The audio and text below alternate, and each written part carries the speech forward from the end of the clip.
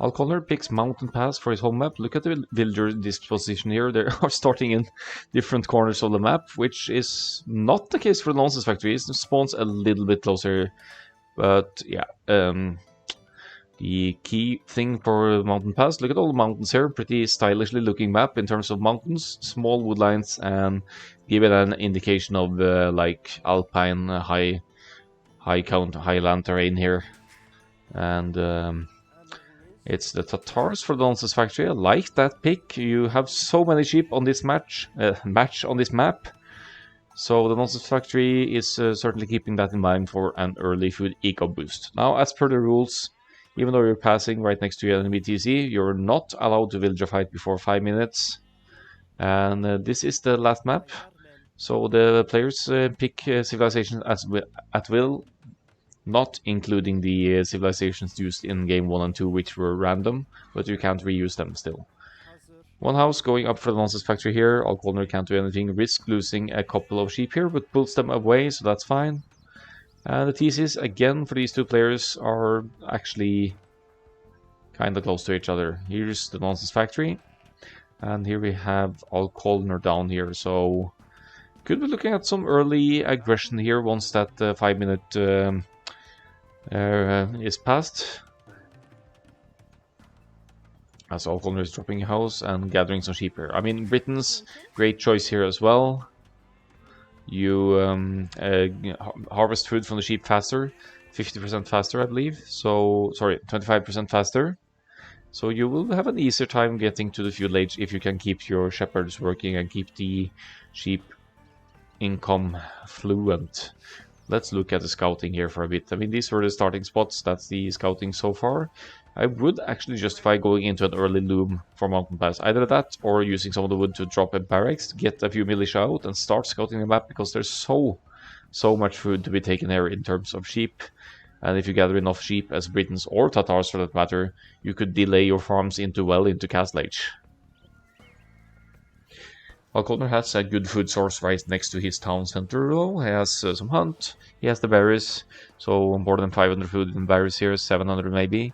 A boar hiding in the shroud there, but he might have seen that passing next to it. The TheNonsensefactory, berries close enough as well. You could absolutely justify dropping a mill here, and then you'd have 4 hunt right next to it as well. So that's more than 1000 food over here for the TheNonsensefactory. But as mentioned, as long as you bring in some sheep, neither of the players need to stress the farms or other kinds of food early on here. So it's a curious matchup. Tatars, they get Thumb Ring for free in the Castle Age, and Parthian Tactics instantly in the Imperial Age. So they are obviously a cav archer still, something that could be awesome for land nomad. You have hills to fall back to. You have resources to protect and to potentially raid from the other opponent. As the king was on, look at the golds really spread around everywhere here, though you're absolutely dependent on scouting to discover them in time to make use of them. But you have Tatars, but they have crossbows as well, fully upgraded in Castle Age, but you don't get Arbalest. Britons, though, obvious archer civ here. They would go for archers in 99 out of 100 games as their main play. And you get +1 range instantly in the Castle Age, another +1 range instantly in the Imperial Age. So that's something you could exploit against the enemy. Even if Tatars go cav archers here, their hit and run potential will be negated a little bit by the extra range of Britons. Also, because of that extra range, Britain's crossbows will have 5+3 range in the Castle Age. So if the enemy goes for mangonel defense, you'd still outrange the mangonels with your archers. You could dodge shots and leave your archers alive without getting too close to the mangonel and taking any hits. Now, for the sake of progress, let's just fast forward and see what the feudal age will bring us here. Alcoldner keeping his TC more fluent here. He has 2 villagers lead, means that the TheNonsensefactory may have gone into loom here as well, which is the case. Here is the barracks queuing the angry housewives, and is going to gain some valuable scouting intel in the dark and early feudal age here. Also, potential damage output against Alcoldner's economy, for example the mill over here if the TheNonsensefactory finds that in time. If they were paying attention early on, they would see Alcoldner's villagers walking in this direction as well, so that should be a clear indication that he is in fact over here. That's also exactly what the TheNonsensefactory is doing, spreading them out now though for a bit of scouting, extra scouting intel. It leaves it at two militia for now, not having mind the extra 10 gold needed for 3 after Loom. But consistent scouting here now, and again with some damage output potential should he find Alcoldner's hunt here. Sheep are being stolen, thank you very much. Find some economy here, runs right into TC though. If Alcoldner reacts in time here, we'll be looking at 1 dead militia here, maybe both. Good reaction from Akkal-AOE. Valuable scouting intel collected by the TheNonsensefactory here, now just being plain annoying, attacking a random house here. 4 on gold for Alcoldner, looking like the straight archers build here. The barracks is up, but having killed one of the angry housewives with the TC, you don't really need to invest into anything here. It is a 22 pop up, which is perfectly fine for Britons for a straight archers build, and with that head start of the feudal age, Alcoldner could make short work of his opponent here with some proper archer micro, actually. Walls don't necessarily keep archers' aggression out, so considering the uptime now for the Britons player, it's looking pretty darn good. Here comes the archer range. Alcoldner is probably aware of the TC spot because he passed on here early on as the TheNonsensefactory was building his TC.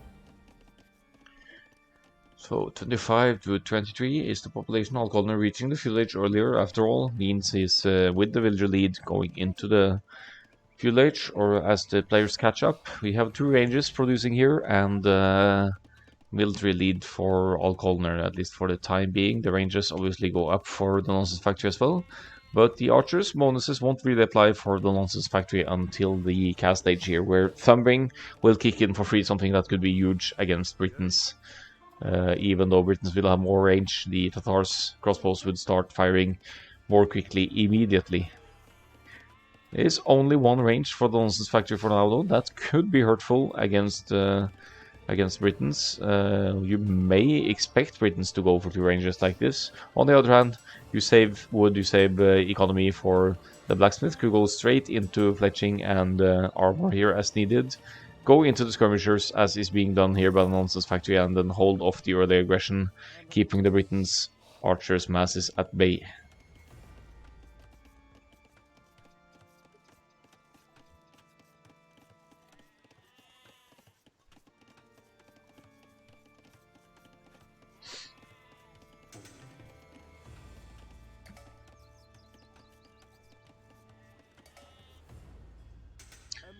So I like that the TheNonsensefactory is committing the last militia here to scout the map, and got a lot of intel now, not finding so many of the neutral golds just yet, but it is still valuable scouting intel to gain. Zerg and our cockroaches is calling the GG already. Yeah, depends on the uptime of Alcoldner, how heavily he invests into feudal here, I'd say. But Britain's obviously in a great spot. 11 archers, 11 to 5. The skirms have fletching and armor though, and Alcoldner is missing at least the armor. But with the proper micro, it's only 5 skirms. You could justify taking this fight for sure.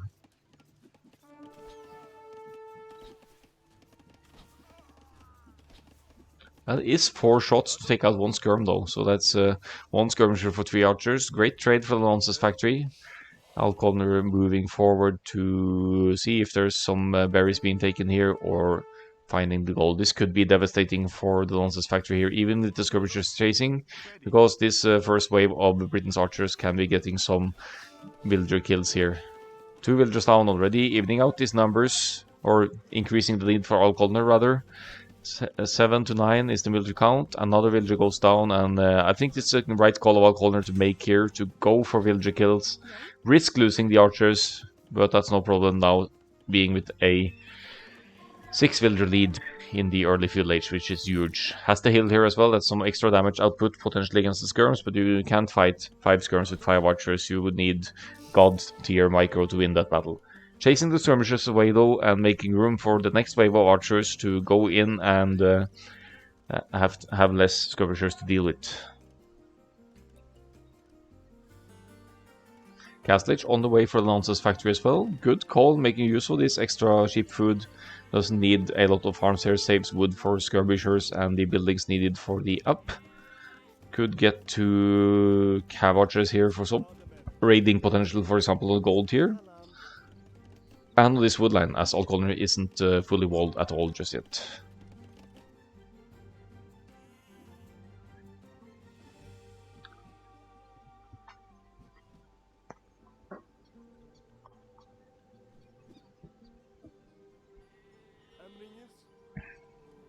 Scout is here for Alcoldner, so good addition there to go for a stable and scout to counter enemy skirmishers.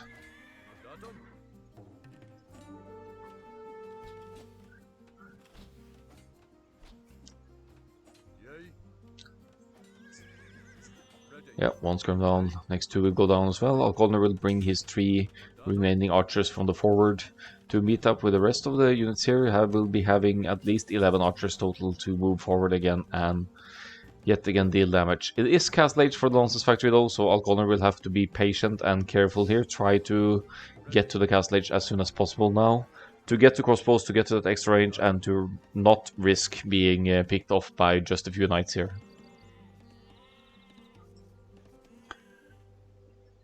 Wants to engage. I'm not sure if I like that. Here comes the Castlage. Could just hold off, camp the hill here. We'll have some bonus damage then against enemy units. And looking at the Nonsensefactory's eco, took a beating in the field age forward of Alcoldner here, so the numbers are still 7 more villagers for Alcoldner, as Alcoldner is idling the TC to go up to the next stage. Easy quick hold here against the knights forward. Should be a fairly easy quick house here. And knights still only with +1, so feudal age archers in these masses could try and get some pick-offs here. Alcoldner brings the scouts back as well, maybe to distract some attack from the knights here, or to deal with the skirms, so that the archers could pick off the knights. Nonsensefactory gets housed now, gets kind of preoccupied with the forward, not really rushing up this one. That will also impair the production here, but there's not really much being produced aside from villagers out of the TC, it seems. We need a reaction from Alcoldner here now. The knight is allowed to run in here. Or is it? Yeah, that has to be an opening. Hello? Alright, the archers come, they have a choke point here now. We'll hit and run against the knight, and alright, there's an opening there as well. So it's tough to wall near these mountain edges here. Garrisons the TC instead has some power bonus fire there. Knights still with +1 will be subject to ranged attack here more than if they had the second armor. But numbers would be of importance here as well for the Nonsensefactory. Still behind at eco. Looking at the eco setup here, Alcoldner is with quite a bit of food here, so could try and add a knight maybe, or simply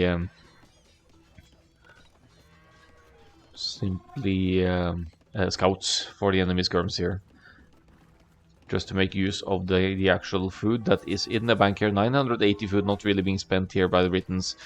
Could use the market even to sell food here to reinforce double range production here.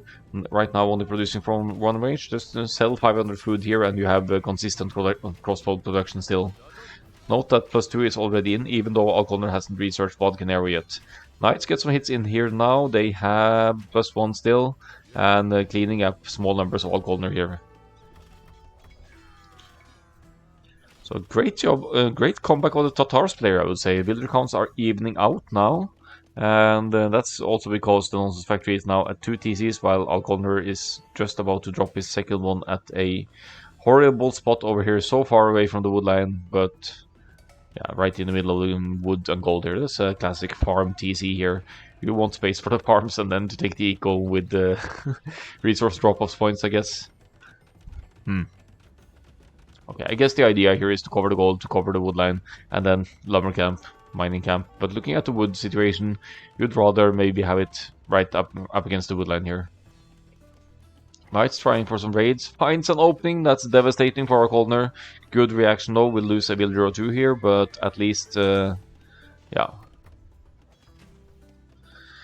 Pulls them back towards the TC, we'll have some cover fire here, has some numbers, military numbers are even between the players, but TheNonsensefactory now with a whooping 8 villagers lead.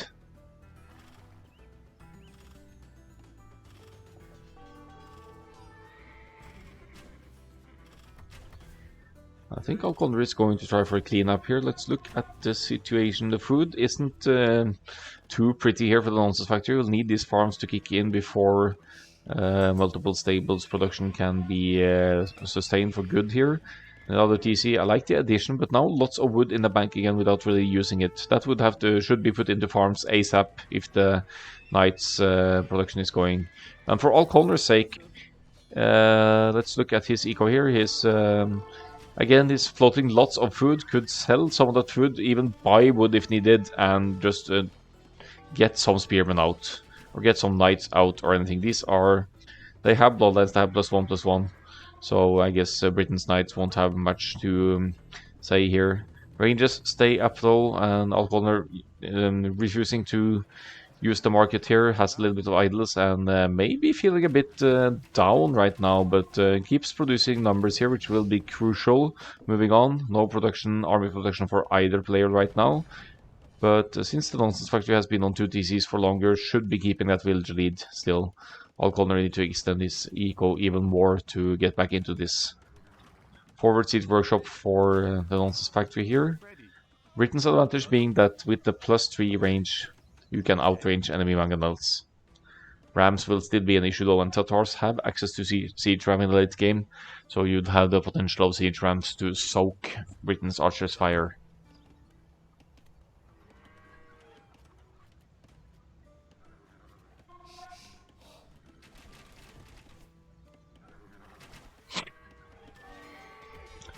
A little bit late reaction from Alcoldner there. Did lose one villager that could have been garrisoned earlier, but again dealing with the Knights numbers.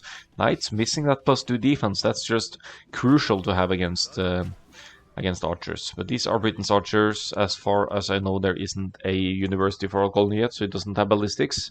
Britons don't get thumbering, so all in all, they'll have a hard time hitting Knights, especially before ballistics is in. Mining camp going up, lumber camp going up, and this is expansion that the TheNonsensefactory does not know about the neutral gold down here, so that's not going to be raided easily. I think the TheNonsensefactory feels that Alcoldner is still in this area and this area only, so if Alcoldner commits to reboom now, drops another TC over there, never mind, that's the TheNonsensefactory, but if Alcoldner had dropped one over here as well, he'd be in a great spot to re-establish the economy and get that lead back again. But military is of importance as well. We have 25 military to 8 here now. And Mangonel threatening to take down the ranges, and Alcoldner still struggling a bit for wood here.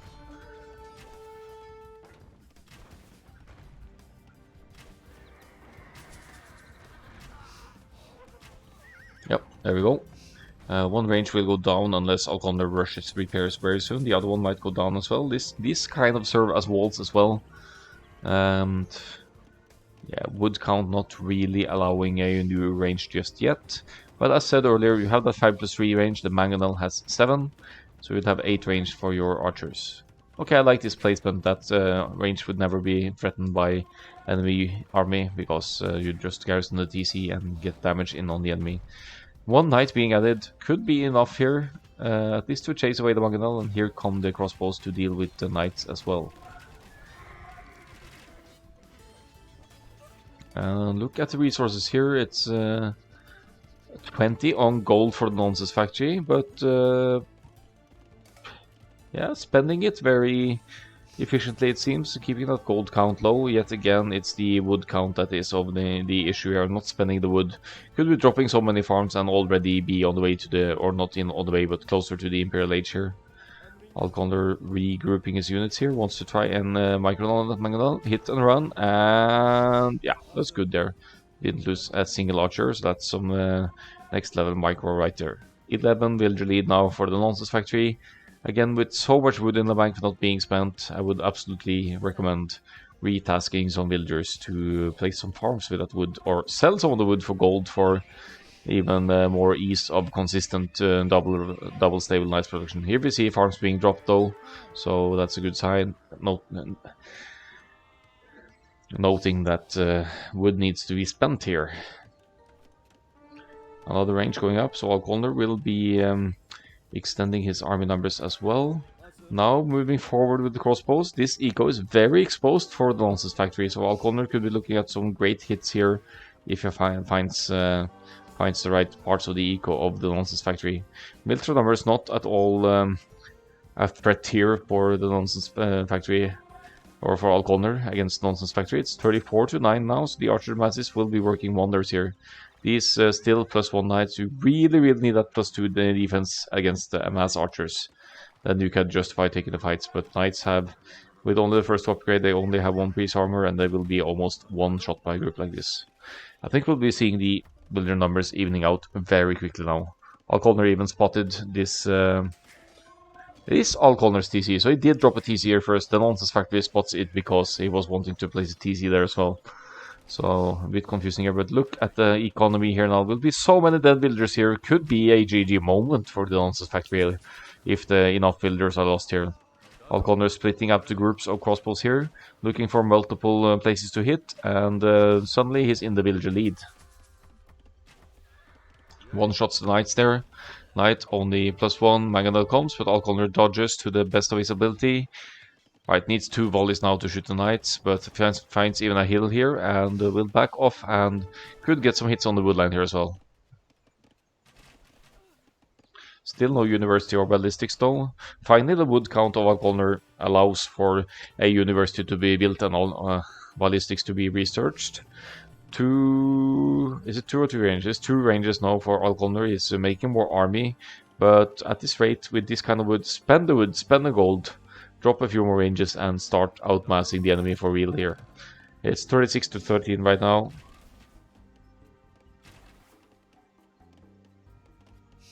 So Alcoldner is still doing a good job at keeping higher numbers than the opponent. It almost looks like Nonsense Factory is struggling for gold as well, because he's now going into some light cav. Could also have been a misclick, but only 4 on gold now, and yeah, has found one to the north, so that's going to be adjusted shortly.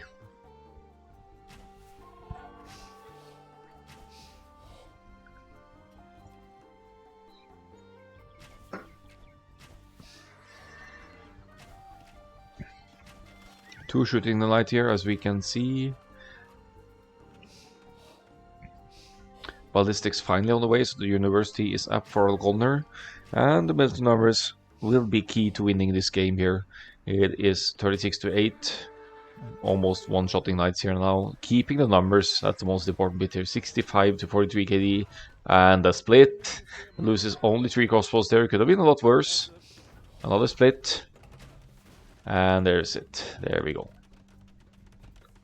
A mill going up. So yet again, the Nonsense Factory is going for some very exposed eco here. Alcoldner could just march in with the crossbows here again, and look at more villager kills. It is 10 villager lead for Alcoldner right now. He is with his 3 TCs. Cheap Britain's TCs at that, so it's easier to get to multiple TCs with Britons. Meanwhile, the Nonsense Factory has admittedly even more scouting on the map, just missing the very corners now, where there's still gold to be taken. But Alcoldner now moves forward again, goes for those crossbow raids, and the Nonsense Factory just doesn't have the military presence to deal with it. It's 7 military to 44 right now. Villagers are going down left and right, and Alcoldner sees himself with a 20 villager lead after fending off the early Castle Age pressure of the Nonsense Factory. So Bright's down here as well, but there's still Archer's presence for Alcoldner at home to deal with these raids. Great to keep some crossbows at home as well in the event of raids like this. And the Nonsense Factory, looking at the score and the stats here, calls the GG, and good luck next. Alcoldner with the capital letters GG. I don't know if it was intentional or not. Still good to see the players calling GG at each other. Alcoldner with lots of economy in the bank to end it with his 128 pop, and the Nonsense Factory struggling for consistent army production here. Maybe a bit too few army production buildings to justify what they were thinking about. I think the setup here with the farms was a plan to try to get to the Imperial Age. A lot of the times I was considering to call it myself, says Alcoldner. Yeah, it makes sense. You were 10 builders behind at some point, but yeah, some patient defending there, and good Archer's micro saved that game for you. Seemed like an even matchup though, so I appreciate seeing that. 95 to 47 KD. The sets will end at 2-1 for Alcoldner, who will be moving on to the semifinals of the lower elo bracket. Aha, you were looking at the score. I see.